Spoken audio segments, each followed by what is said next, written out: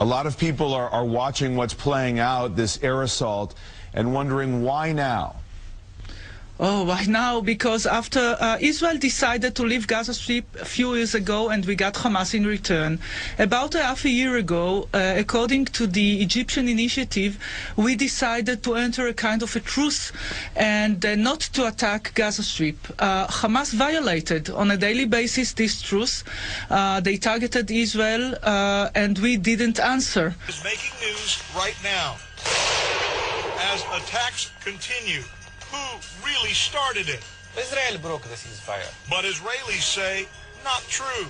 We will fact check it fairly, honestly. But this is important, and this is something I want to break down for the viewers. Yesterday, you and I were sitting here, and we had a conversation with Mustafa Barghouti, who's an independent legislator, Palestinian legislator.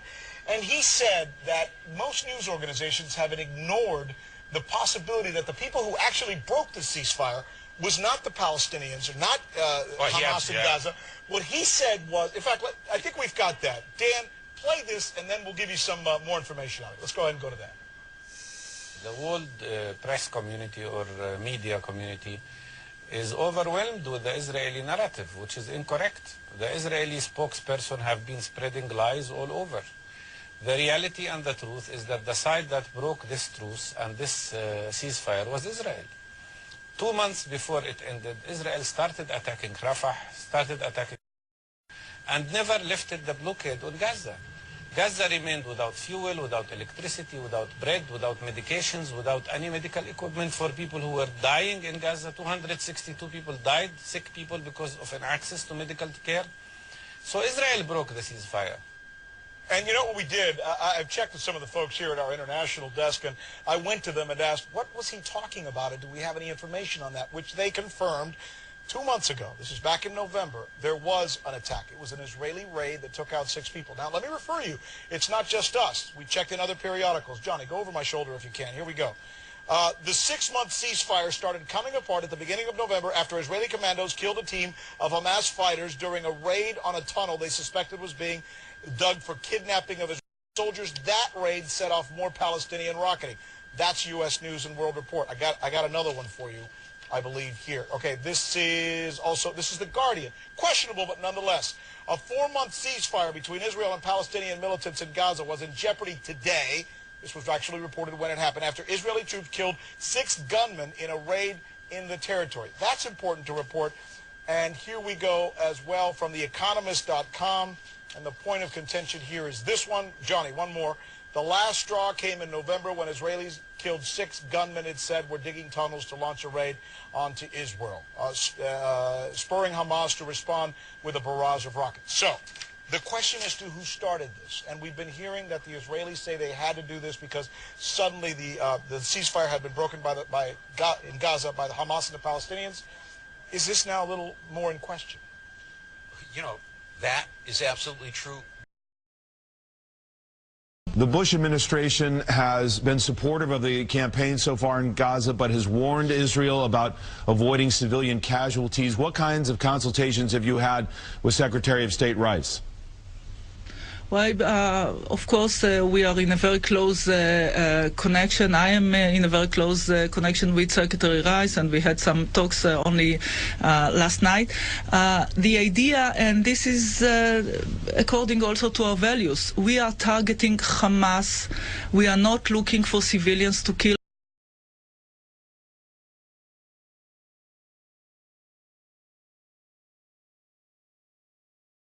Can you give us the latest? Yesterday we spoke to you when news was just breaking about 2 schools hit by Israeli fire in Gaza. What do you understand at this point, Christopher Gunnis? Well, at the Jabalia school, we have done an initial investigation into what took place.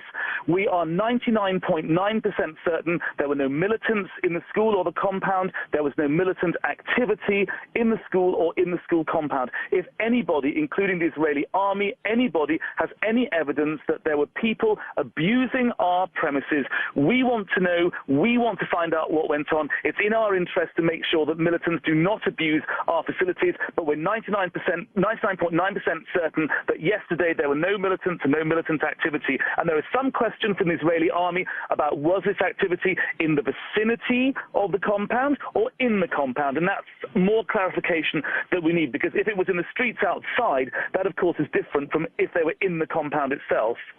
So tell us who was in the school where what is the casualty figure you have at this point? Well, first of all, for the attack at Jabalia, we said yesterday 30 confirmed fatalities and 55 injured, including 15 critically. Very sadly, overnight, 10 people passed away. The fatality figure has now risen from 30 to 40. The people in the compound, over 1,300 people. By the way, some of those, many of them had been told by the Israeli army to leave their houses and move to a safe place. Of course, Gaza is unique in being a war with a fence around it, but they nonetheless came frightened, terrified, vulnerable to our center. They were coming to what they thought was a neutral United Nations shelter, and then the rest is history. 40 people killed.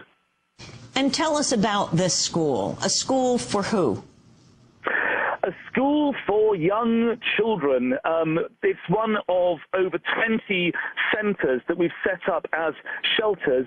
We've given the Israeli army the exact GPS coordinates of this building well before the conflict. We gave them the coordinates of all of our facilities in Gaza. The schools are clearly marked like any school anywhere in the world. The famous blue UN colors, and in addition, a third source of where the school was and being clearly marked and all that, one assumes that when an army is doing house-to-house fighting in an area like this, it's got more detailed maps than anybody about which building is what. So, 3 sources, GPS coordinates, the fact that it was marked, and one assumes very accurate IDF maps to suggest that the IDF knew exactly what this building was.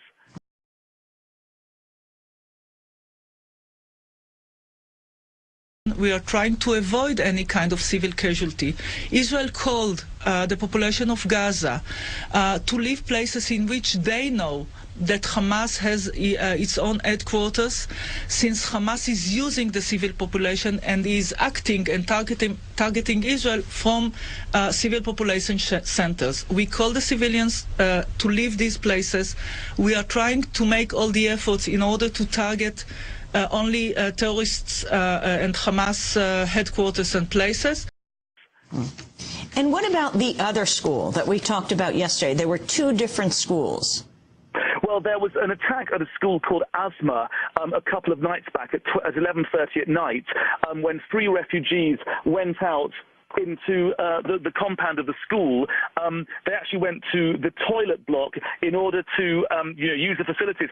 On their way back at 11:30 at night, there was a direct strike on the school compound, and they were killed tragically in that. So again, we're calling for an impartial investigation. We want the facts to come out. We want accountability. If anyone is accused of violating international humanitarian law, then we want an impartial investigation, and we want those found guilty of violating IHL to be brought to justice, because ultimately a sense of justice will be one of the many elements of the bedrocks of future and durable peace. So justice, we need justice, even though that sounds crazy as the guns are still blazing in Gaza.